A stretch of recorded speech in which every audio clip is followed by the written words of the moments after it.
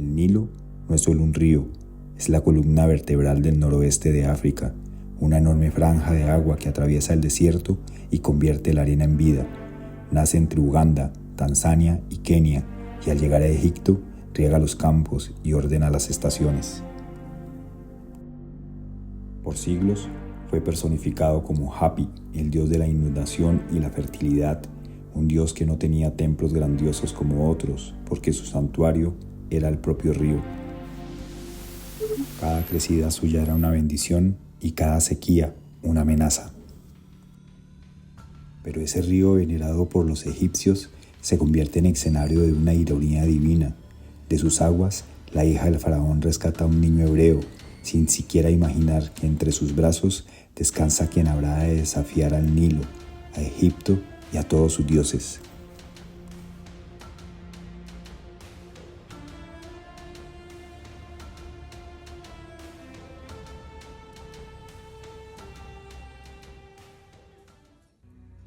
Shalom. La paracha anterior cierra contándonos que Moshe fue criado entre los muros del reino, donde aprendió el idioma del imperio y donde corrió por los pasillos del palacio como hijo adoptivo de la hija del faraón, y que vivió la grandeza de Egipto, pero también su crueldad. La historia de Moshe nos muestra que siempre fue consciente de su verdadero origen y que un día, al ver la injusticia contra uno de los suyos, se enfrentó a un soldado egipcio y lo mató. Esa decisión lo empujó al desierto, donde fue testigo de acontecimientos que marcarían su destino. Fue allí donde el Eterno le habló y le dijo que debía regresar a Egipto para anunciar la libertad de su pueblo.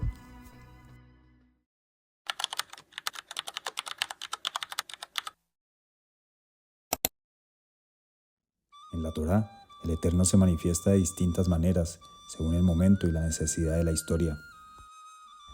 Al comienzo, se revela como Elohim, un nombre que expresa poder, juicio y orden. Por eso aparece con ese nombre en el relato de la creación, cuando el mundo necesita medida, estructura y equilibrio. Más adelante, ante los patriarcas, se revela como el Shaddai, no como el Dios que irrumpe, sino como el Dios que acompaña, que camina con el hombre y sostiene una promesa. Pero en esta paracha, el Eterno se presenta ante Moshe de una manera distinta. Yo soy Hashem. Ya no solo es el Dios que promete, sino el Dios que actúa e interviene. Son nombres y manifestaciones del mismo Eterno, revelados según el momento de la historia.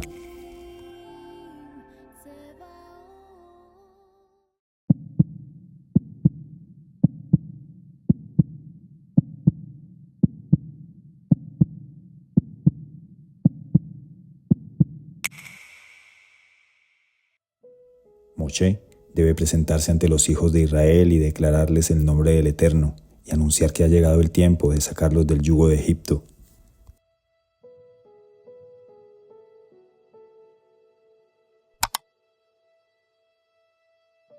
La Torá dice que Moshe tenía una dificultad para expresarse. No era miedo escénico ni falta de humildad, sino una limitación auténtica. Y la tradición rabínica relata que, siendo niño, en el palacio del faraón, Moshe tomó una brasa encendida y la llevó a su boca, lo que dañó su habla. Pero este impedimento no es solo físico, es también la conciencia de su pequeñez frente al peso de la misión. ¿Cómo hablar en nombre del infinito? Y la paradoja es profunda, ya que la Torá, la palabra más elevada, será entregada por quien no se consideraba un hombre de palabras. Por eso, el Eterno le concede a su hermano Aarón como portavoz, sin quitarle a Moshe el liderazgo.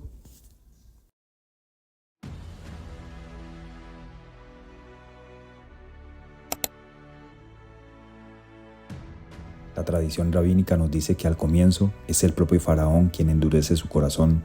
Él elige resistirse una y otra vez, aún escuchando el clamor y el llanto de los esclavos. Solo después, el Eterno endurece su corazón como reflejo de esa crueldad previa.